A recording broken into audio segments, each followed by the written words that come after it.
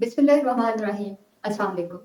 Students, first year chemistry का chapter number 14 जो कि एटमॉस्फेयर है, उस चैप्टर को हम स्टार्ट करने जा रहे हैं और चैप्टर का फर्स्ट टॉपिक एटमॉस्फेयर को डिफाइन करके लेयर्स ऑफ एटमॉस्फेयर जो कि एक लॉन्ग क्वेश्चन है उसको डिस्कस करेंगे। लेकिन स्टूडेंट्स, उससे पहले मैं आपको ये बताती चलूँ कि फर्स्ट ईयर केमिस्ट्री के कुछ और चैप्टर्स के भी लेक्चर्स अपलोडेड हैं, इसी चैनल से आपको मिल जाएंगे। अगर आप कोई और चैप्टर भी पढ़ना चाहते हैं तो उसको भी आप इसी चैनल से पढ़ सकते हैं। आप प्लेलिस्ट में जाएं, प्लेलिस्ट में जाके आप फर्स्ट ईयर केमिस्ट्री के जो चैप्टर्स हैं उनको देख लीजिएगा। स्टूडेंट्स, एटमॉस्फेयर सादा अल्फाज में हमारे इर्द गिर्द पाए जाने वाले और हमसे ऊपर की तरफ जाते हुए, आसमान की तरफ जाते हुए जो पाए जाने वाली गैसेस हैं उनको एटमॉस्फेयर कहा जाता है। तो हम सबसे पहले एटमॉस्फेयर को डिफाइन करते हैं और इसकी डेफिनेशन में हम ये कहेंगे द लेयर और इन्वेलप ऑफ, इसको आप लेयर समझ लें या फिर इन्वेलप समझ लें। इन्वेलप कहते हैं लिफाफे को, ठीक है, किसी किसी कवरिंग को। इन्वेलप ऑफ गैसेस, ये गैसेस का इन्वेलप है। सराउंडिंग, जिसका काम क्या है, सराउंड करना, घेर लेना, कवर कर लेना। सराउंडिंग अर्थ, जैसे हमारी जमीन को घेरा हुआ है, इसी को हम क्या कहते हैं, एटमॉस्फेयर कहते हैं। तो इज कॉल्ड एटमॉस्फेयर। ठीक है, ये आप अपने पास नोट कर लीजिएगा, आपकी बुक पे ये डेफिनेशन नहीं है। अब फ्रेंड्स, हमारे गैसेस तो हैं ऑब्वियसली, लेकिन तमाम गैसेस की मिकदार एक जैसी नहीं है, तमाम गैसेस बराबर नहीं है। और ये बात आपको ऑलरेडी पता भी होगी कि जो एटमॉस्फेयर है उसमें 78% नाइट्रोजन है। अब नाइट्रोजन 78% है, तो बाकी कौन कौन सी गैसेस हैं और उनकी कितनी कितनी मिकदार है, इस बात को समझने के लिए हम एटमॉस्फेयर के कंपोनेंट्स को देखेंगे। और कंपोनेंट्स को मिकदार या कॉन्सेंट्रेशन की बेसिस पे 3 हिस्सों में डिवाइड किया गया है। वो कंपोनेंट्स जो कि सबसे ज्यादा पाए जाते हैं उनको मेजर कंपोनेंट्स कहा जाता है। और फ्रेंड्स, आपको ये बात तो मैंने पहले ही बता दी कि सबसे ज्यादा पाई जाने वाली गैस नाइट्रोजन है।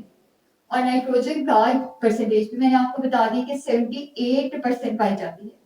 ठीक है, सेकंड नंबर पे स्टूडेंट्स ऑक्सीजन। आपको पता है हमारे हवा में या हमारे इर्द गिर्द ऑक्सीजन मौजूद है और वो कितनी है, वो है 21%। तो स्टूडेंट्स, सबसे ज्यादा यही दोनों कंपोनेंट्स पाए जाते हैं, इसलिए हम इनको मेजर कंपोनेंट्स कहते हैं। लेकिन वो कंपोनेंट्स जो कि इनसे कम परसेंटेज में पाए जाते हैं उनको जाहिर है फिर हम माइनर कंपोनेंट्स कहेंगे।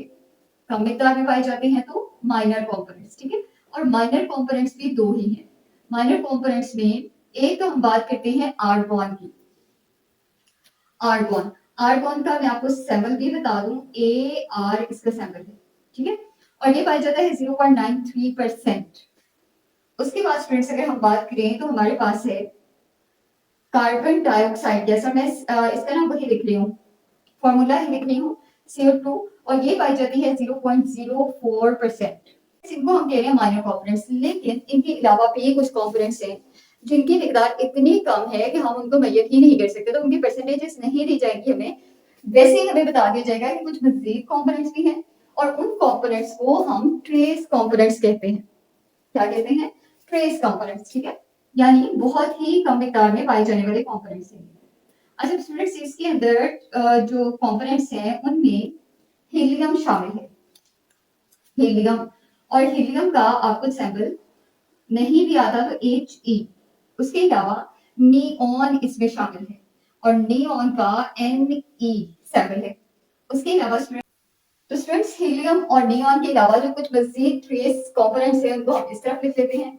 उनके अंदर क्रिप्टॉन, क्रिप्टॉन का सैंपल Kr, जीनॉन, जीनॉन का सैंपल Xe, ये शामिल है। इसके अलावा हाइड्रोजन, और हाइड्रोजन आपको पता है कि अगर हम हाइड्रोजन गैस की बात करें तो H2 से लिखा जाता है। ये कुछ वो कंपोनेंट्स हैं जो कि ट्रेस कंपोनेंट्स कहलाते हैं। इनकी मिकदार मैंने कहा बहुत कम है, ऑब्जर्व नहीं किया जा सकता उसको। ठीक है, लेकिन मैंने कहा यहाँ से MCQ बन सकता है, तो आपने इन तमाम एलिमेंट्स के नाम याद रखने, इन तमाम कंपोनेंट्स के नाम आपने याद रखने।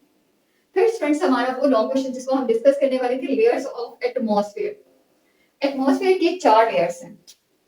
मेन 4 लेयर्स में एटमॉस्फेयर को हमने डिवाइड किया हुआ है, लेयर्स ऑफ एटमॉस्फेयर। ठीक है, और उन लेयर्स के मैं यहाँ पे आपको नाम लिख के देती हूँ, लेयर्स ऑफ एटमॉस्फेयर। स्टूडेंट्स, ये जो लेयर्स जिनको हम डिस्कस करेंगे एटमॉस्फेयर की जो है, इनको हमने टेम्परेचर के चेंजेस की बेसिस से डिवाइड किया हुआ है, ठीक है।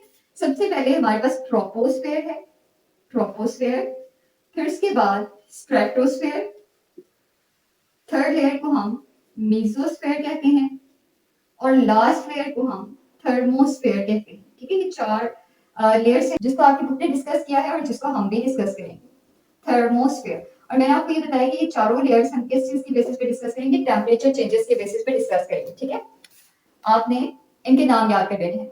अच्छा स्टूडेंट्स, इसके बारे में जो डिटेल है उसको मैं आपको एक डायग्राम की मदद से समझा देती हूँ। देखिए मैंने यहाँ पे आपकी अर्थ ड्रॉ कर रही हूँ, ये अर्थ है, सपोज कर रहे हैं। अर्थ से, जमीन से 12 किलोमीटर तक, 12 किलोमीटर तक फैली हुई लेयर फर्स्ट लेयर है और उसी को हम ट्रोपोस्फेयर कहते हैं। तो यहाँ अर्थ सरफेस से 12 किलोमीटर तक जो लेयर है उसको मैंने नाम क्या दिया, ट्रोपोस्फेयर नाम दिया, ठीक है। और चूंकि हम ये कह रहे हैं कि ये टेम्परेचर के बेसिस पे हमने डिवीजन की हुई है, तो टेम्परेचर ऑब्वियसली हमें बताना पड़ेगा। स्टूडेंट्स यहाँ पे टेम्परेचर 17 डिग्री सेल्सियस से डिक्रीज होता है और डिक्रीज होकर ये हो जाता है -58 डिग्री सेल्सियस, ठीक है। टेम्परेचर हमारे अर्थ सरफेस पे ज्यादा है और 12 किलोमीटर तक जहां तक हम मूव कर जाते हैं, यहाँ तक पहुंचते पहुंचते टेम्परेचर कम होता जाता है और कम होकर कितना बच जाता है, -58 डिग्री सेल्सियस। अच्छा स्टूडेंट्स, मजेदार बात ये है कि ये वो लेयर है जहाँ पे आपने देखा कि टेम्परेचर डिक्रीज हो रहा है, तो मैं लिख भी देती हूँ कि टेम्परेचर क्या हो रहा है, डिक्रीज हो रहा है, ठीक है। अच्छा, और ट्रोपोस्फेयर वो लेयर है स्टूडेंट्स जहाँ पे तमाम एक्टिविटीज, जिसमें रेनिंग, जिसमें लाइटनिंग, जिसमें हरिकेन्स, जिसमें वेदर कंडीशंस या फिर जिसमें बर्ड्स फ्लाइंग, ये सारा कुछ कहाँ पे हो रहा होता है, ट्रोपोस्फेयर के अंदर। इससे ऊपर जाएंगे तो आपको परिंदे नजर नहीं आएंगे, बाकी की लेयर्स में परिंदे नहीं होंगे, बारिश नहीं होगी, बादल नहीं होंगे, सीजन्स नहीं होंगे, सब कुछ कहाँ हो रहा है, ट्रोपोस्फेयर के अंदर, ठीक है। और ये जमीन के सबसे करीब करीब पाई जाने वाली लेयर है। और आपको एक और इम्पोर्टेंट बात बता दूं कि इसी लेयर के अंदर सबसे ज्यादा गैसेस पाई जाती हैं। तो हम यूं कहते हैं कि इस लेयर की डेंसिटी बाकी तमाम लेयर्स की डेंसिटी से ज्यादा है। ये डेंस लेयर है क्योंकि गैसेस की क्वांटिटी यहाँ पे ज्यादा है, ठीक है। अच्छा फिर स्टूडेंट्स, आप 12 किलोमीटर से ऊपर की तरफ मूव करते हैं, जाहिर है हम अपवर्ड मूव कर रहे हैं, तो 12 किलोमीटर से आप ऊपर की तरफ जाते हैं और 50 किलोमीटर तक आप ऊपर जा रहे हैं, 50 किलोमीटर। अब 12 से स्टार्ट करके 50 किलोमीटर तक की जो लेयर है इसको हम नाम देते हैं स्ट्रेटोस्फेयर, स्ट्रेटोस्फेयर का, ठीक है।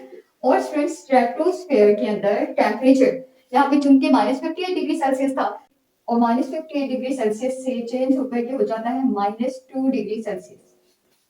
-58 से -2 डिग्री सेल्सियस होने से मुराद है कि टेम्परेचर यहाँ पे इंक्रीज हो रहा है, क्योंकि आपको ये पता ही है कि नेगेटिव वैल्यूज वो कम होती हैं जो बड़ी हो।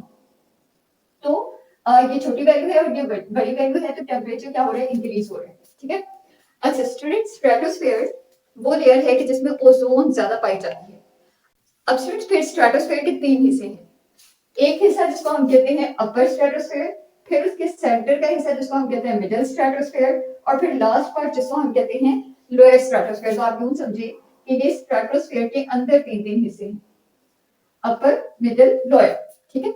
अब जो अपर पार्ट है स्ट्रेटोस्फेयर का, स्टूडेंट्स ऊपर ऑब्वियसली सन है और सन से रेडिएशंस निकल रही हैं और अल्ट्रावायलेट रेडिएशंस यहां तक पहुंच रही हैं। तो चूंकि अपर लेयर के अंदर अल्ट्रावायलेट रेडिएशंस की क्वांटिटी ज्यादा है और ओजोन भी है, तो अपर स्ट्रेटोस्फेयर में ओजोन रेडिएशंस, अपर स्ट्रेटोस्फेयर में फिर स्टूडेंट्स जो अल्ट्रावायलेट रेडिएशंस हैं वो ओजोन के साथ रिएक्ट करती हैं और ओजोन O3 को कन्वर्ट कर देती हैं मॉलिक्यूलर ऑक्सीजन प्लस रेडिकल में या मोनो एटॉमिक ऑक्सीजन में। इसको कहते हैं मोनो एटॉमिक ऑक्सीजन, इसको कहते हैं डायटॉमिक ऑक्सीजन, दो एटम सिंगल एटम, ठीक है। और ये किसकी वजह से हुआ, ये हुआ है सनलाइट की वजह से। सनलाइट के अंदर यूवी रेडिएशन है तो एच म्यू, ठीक है। अच्छा फिर स्टूडेंट्स, ऑब्वियसली ये फ्री रेडिकल बना हुआ है, ये फ्री रेडिकल क्या करेगा, इसकी हाई एनर्जी होती है, मजीद ओजोन मॉलिक्यूल्स को तोड़ता रहेगा, बहुत ज्यादा ब्रेक डाउन करेगा ओजोन मॉलिक्यूल की। लेकिन जो मिडिल स्ट्रेटोस्फेयर है उसके नीचे की जो लेयर है वहां पे चूंकि अल्ट्रावायलेट रेडिएशंस की क्वांटिटी अपर के निस्बत कम है, तो जो मिडिल स्ट्रेटोस्फेयर है यहाँ पर स्टूडेंट्स, मिडिल स्ट्रेटोस्फेयर में यही ऊपर वाला रिएक्शन रिवर्स डायरेक्शन में होता है। और रिवर्स डायरेक्शन में कैसे होगा कि डायटोमिक और मोनोटोमिक ऑक्सीजन एटम्स दोनों मिलते हैं और मिलकर ये वापस से ओजोन फॉर्मेशन करते हैं। ठीक है, ये मिडिल स्ट्रेटोस्फेयर में होगा। और चूंकि ये भी सनलाइट की प्रेजेंस में हो रहा है तो इसलिए हम यहाँ पर भी सनलाइट का साइन लगा देंगे। फिर फ्रेंड्स हमारी है लोअर स्ट्रेटोस्फेयर। लोअर स्ट्रेटोस्फेयर के अंदर चूंकि अल्ट्रावायलेट रेडिएशंस की क्वांटिटी भी कम है, लेकिन दूसरी बात ये है कि यहाँ पर मौजूद जितने भी मोनोएटॉमिक ऑक्सीजन एटम थे, जितने भी मोनोएटॉमिक ऑक्सीजन थे या डायटोमिक ऑक्सीजन थे, ये दोनों कंबाइन हो चुके हैं और यहाँ पर कॉम्बिनेशन हो रहा है इनका। तो मजीद मोनोएटॉमिक ऑक्सीजन नहीं पहुंचता लोअर लेयर तक। इसी वजह से ना तो यहाँ पे ओजोन की फॉर्मेशन होती है और ना ही ब्रेक डाउन होती है। तो लोअर स्ट्रेटोस्फेयर में ओजोन की फॉर्मेशन नहीं होती। ठीक है, फिर उसके बाद हमारी जो थर्ड लेयर है, थर्ड लेयर को स्टूडेंट्स मेसोस्फेयर कहा जाता है। मेसोस्फेयर, और ये लेयर 50 किलोमीटर से ऑनवर्ड 85 किलोमीटर तक फैली हुई है। 85 किलोमीटर, ठीक है। अच्छा, और मेसोस्फेयर ऐसी लेयर है कि जहां पे टेम्परेचर -2 डिग्री सेल्सियस से डिक्रीज करता है और डिक्रीज करके हो जाता है -93 डिग्री सेल्सियस। मैंने पहले भी बताया नेगेटिव वैल्यूज जो बड़ी होंगी उनको आप छोटी समझेंगे। तो ये एक बड़ी वैल्यू थी, एक छोटी वैल्यू है। टेम्परेचर बड़ी से यानी ज्यादा से कम की तरफ जा रहा है, और जब ज्यादा से कम की तरफ जाए तो हम कहते हैं कि टेम्परेचर क्या हो रहा है, डिक्रीज हो रहा है। तो यहाँ हमारा टेम्परेचर डिक्रीज हो रहा है। ठीक है, और स्टूडेंट्स अगर आप लोग जरा कंपैरिजन करें तो मेसोस्फेयर, स्ट्रेटोस्फेयर और स्टूडेंट्स अगर आप लोग कंपैरिजन करें तो ट्रोपो, स्ट्रेटो और मेसो, इन तीनों लेयर्स के अंदर से सबसे लो टेम्परेचर कहाँ रहेगा, स्ट्रेटोस्फेयर में रहेगा, -2 डिग्री सेल्सियस रहेगा। तो इसी वजह से हम इसको कोल्डेस्ट रीजन ऑफ एटमॉस्फेयर कहते हैं। सबसे ठंडी लेयर है, ठंडी तरीन लेयर है। ठीक है, और स्टूडेंट्स आपको पता है कि 0 डिग्री सेल्सियस हमारे लिए अनबियरेबल है, हम उसको बर्दाश्त नहीं कर सकते ह्यूमंस।